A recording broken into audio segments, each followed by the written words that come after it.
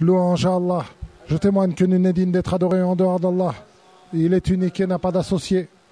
Et je témoigne que notre prophète Mohammed est son serviteur et son messager.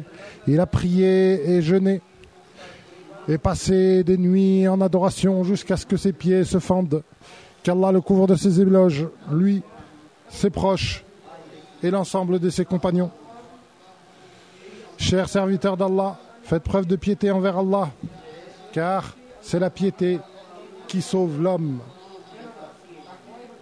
Dans la traduction du sens des versets, il est dit: ô vous qui avez cru, faites preuve de piété envers Allah, d'une piété véridique, et ne mourrez qu'en étant soumis. L'homme répète souvent dans les différentes situations de sa vie: je ferai cela demain. Il répète cela au sujet des projets qu'il ressasse en son fort intérieur et des aspirations qu'il souhaite atteindre en termes de santé, de bien-être, de richesse, d'argent, de logements spacieux, de véhicules ou au sujet de sa réussite professionnelle. L'islam a encadré ses aspirations et ses projets par un certain nombre de règles de conduite. Allah Ta'ala dit: وَلَا تَقُولَنَّ لِشَيْءٍ إِنِّي فَاعِلٌ ذَلِكَ غَدًا. Et ne dis jamais: je ferai telle chose demain, sans rajouter: si Allah le veut. Et si tu oublies, invoque le nom de ton Seigneur et dis: j'espère que mon Seigneur me guidera vers le chemin le plus droit. La plus noble de ces règles de conduite et leur base, lorsqu'on déclare je ferai cela demain, est de lier tes projets et tes aspirations à la volonté d'Allah. La vie tout entière dépend de la volonté d'Allah. Cela pousse le musulman à reconnaître qu'il est dénué de toute puissance et de toute force. De plus, la validité des œuvres que le musulman entreprend dépend de l'intention de son intention. Le messager d'Allah sallallahu alayhi wa sallam a dit: innamal a'malu binniyat. La valeur des actions dépend de l'intention qui en est à l'origine, et chaque homme sera récompensé en fonction de son intention. Lorsqu'on s'est décidé à mettre un projet en œuvre et que l'on affirme « je ferai cela demain », l'une des attitudes prônées par l'islam est d'accomplir la prière de l'istikhara. Cette prière de consultation illumine les chemins vers l'avenir, met en lumière les domaines pour réussir et guide les pas. Jabir radiallahu anhu rapporte que le prophète sallallahu alayhi wa sallam leur enseignait la prière de l'istikhara pour toute chose, comme il leur enseignait les sourates du Coran. Et lorsqu'elle dit « je ferai cela demain », la personne ambitieuse profite de chaque instant et s'empresse d'œuvrer avant qu'il ne soit trop tard. Elle ne revient pas en arrière après avoir décidé et n'hésite pas sur la voie qui mène vers son objectif. Elle enregistre tout au long de sa vie une série d'œuvres fructueuses et écrit des pages de réalisation lumineuses. Allah Ta'ala dit: فَإِذَا عَزَمْتَ فَتَوَكَّلْ عَلَى اللَّهِ إِنَّ اللَّهَ يُحِبُّ الْمُتَوَكِّلِينَ. Mais une fois ta résolution arrêtée, passe à l'action en plaçant ta confiance en Allah. Allah en vérité aime ceux qui s'en remettent à lui. Je ferai cela demain. Ces paroles ne sont que de simples espoirs répétés avec la langue et qui restent sans valeur tant qu'elles ne sont pas accompagnées par une volonté ferme et des œuvres sérieuses. Le messager d'Allah sallallahu alayhi wa sallam dit: le sage est celui qui rachète son âme et œuvre pour après sa mort. Quant à l'incapable, il suit ses passions et se leurre de faux espoirs à propos d'Allah. Celui à qui Allah a accordé les capacités et lui a octroyé la force, mais n'agit pas, s'abandonne en réalité à la paresse et gaspille les œuvres de sa vie. Celui à qui Allah a accordé des capacités et lui a octroyé la force, mais n'agit pas, s'abandonne en réalité à la paresse et gaspille les heures de sa vie. Il a accepté de rester à l'arrière et d'être incapable, mis sur le côté. Omar ibn al-Khattab radiallahu anhu dit: ne soyez pas de ceux qui ne cherchent pas leur subsistance et se contentent de dire « Seigneur, subviens à mes besoins ». Il sait pourtant que l'or et l'argent ne descendent pas du ciel. Une fois la prière terminée, vous pouvez retourner à vos occupations en quête des faveurs d'Allah. Je ferai cela demain. Quelle belle parole et quelle belle action. lorsqu'elles sont dirigées vers la bienfaisance, vers l'empressement, vers la bonté et différentes formes de largesse et de générosité. Allah Ta'ala dit fastabiqul khayrat, empressez-vous donc d'accomplir de bonnes actions. Et Allah Ta'ala dit aussi empressez-vous vers les œuvres qui vous en vaudront le pardon de votre Seigneur et un jardin aussi large que les cieux et la terre, préparé pour ceux qui craignent Allah, ceux qui, dans la gêne comme dans l'aisance, offrent leurs biens par charité, qui sont capables de dominer leur colère et de pardonner à leurs prochains. Allah aime les hommes de bien. Le messager d'Allah sallallahu alayhi wa sallam a dit: les bonnes œuvres protègent contre la mauvaise fin. L'aumône accomplie en secret éteint la colère du Seigneur. La bonté envers ses proches allonge la vie et chaque bonne action est une forme d'aumône. Les personnes de bien ici-bas seront les personnes de bien dans l'au-delà et les personnes de mal ici-bas seront celles du mal dans l'au-delà. L'une des bonnes manières enseignées par l'islam est de ne pas aspirer à une chose qui risque de nous mener vers notre perte ou d'être la cause d'épreuves, de difficultés ou de tribulations. Je ferai cela demain. C'est une parole louable, issue d'une âme charitable, lorsqu'elle devient un projet de vie et un plan d'action pour se réformer, pour éduquer ses enfants, améliorer son travail, développer la vie sur terre et la nation et la communauté. Dans la traduction du sens des versets, il est dit: c'est lui qui vous a tiré de la terre et vous a permis de peupler ces contrées. Lorsque tu dis je ferai cela demain et que tu obtiens un savoir, concrétises un succès, obtiens un bien et réussis, il fait partie des bonnes manières d'en attribuer les mérites à celui qui en a été la cause et fut à l'origine du bienfait. Médite l'attitude du pieux serviteur et du prophète qu'Allah a envoyé, à propos duquel Allah Ta'ala a dit: فَلَمَّا رَآهُ مُسْتَقِرًّا عِنْدَهُ قَالَ هَذَا مِنْ فَضْلِ رَبِّي.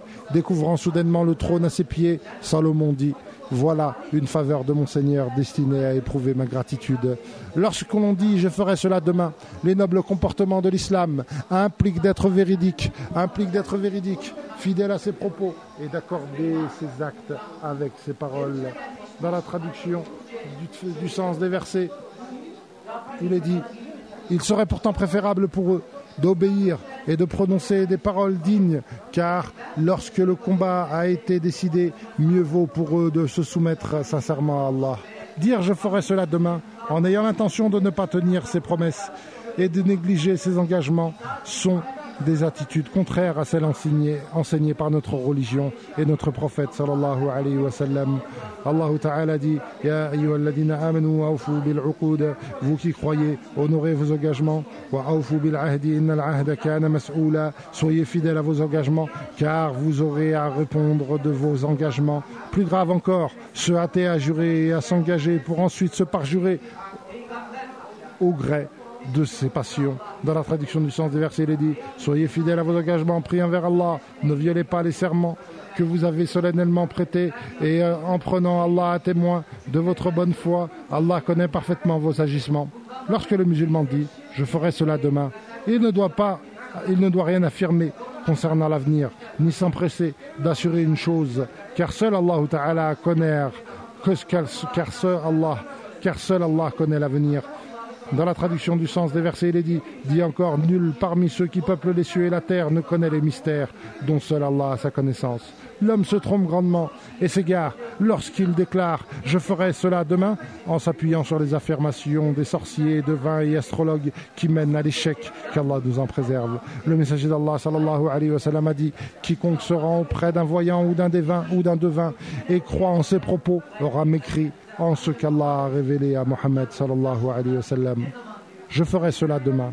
Ces paroles se retourneront contre leur auteur et seront la source de son malheur s'il est noyé dans les passions et les fausses croyances et repousse jour après jour son repentir à plus tard en disant je ferai cela demain, jusqu'à ce que la mort le prenne et qu'il s'écriera: Seigneur, rends-moi à la vie afin que je puisse accomplir les bonnes actions que j'ai délaissé, et qu'il se lamentera: si seulement j'avais œuvré pour le salut de mon âme. Qu'Allah bénisse pour vous et moi le noble Coran et qu'il me rende utile ce qu'il renferme comme sagesse et noble rappel. Je prononce ces paroles et implore le pardon d'Allah pour moi et pour vous et pour tous les musulmans. Implorez donc son pardon, il est le miséricordieux et celui qui pardonne. Louange à Allah, Seigneur de l'univers. Il est le miséricordieux, le tout miséricordieux, le maître, le jour du jugement. Je témoigne que nul n'est digne d'être adoré en dehors de lui. Il est unique et n'a pas d'associé. Et je témoigne que notre prophète et notre chef Mohammed est son serviteur et son messager, qu'Allah a envoyé par miséricorde et avec la douceur et la bonté. Qu'Allah le couvre de ses éloges, lui et tous ses proches. Ceci dit, je vous recommande, ainsi qu'à ma propre personne, de faire preuve de piété envers Allah. Allah Ta'ala dit Wadhkur rabbaka idha nasit, et évoque ton Seigneur si tu oublies. Le musulman échoue parfois dans ses objectifs à cause de l'oubli, et le remède est de constamment évoquer Allah. Celui qui dit je ferai cela demain et n'atteint pas ses objectifs et ne concrétise pas complètement son but ne doit pas pour autant faiblir dans ses actions. Les échecs apportent leur lot de lumière et les revers donnent naissance à la réussite. Il se peut que ce qui est caché s'avère meilleur que ce qui t'a échappé. Alors, ne t'attriste pas pour ce que tu as perdu, car le serviteur ne sait pas où se cache le bien dans les différents événements et diverses situations. Et dit, j'espère que mon Seigneur me guidera vers le chemin le plus droit. Le messager d'Allah a dit, consacrez-vous à ce qui vous est bénéfique, ne cessez jamais de demander l'aide d'Allah et ne cessez jamais d'agir. Si vous êtes atteint de quelque malheur que ce soit, ne dites pas, si j'avais pris telle ou telle décision, il en aurait résulté telle ou telle chose, mais dites plutôt, Allah a décrété et a fait ce qu'il voulait.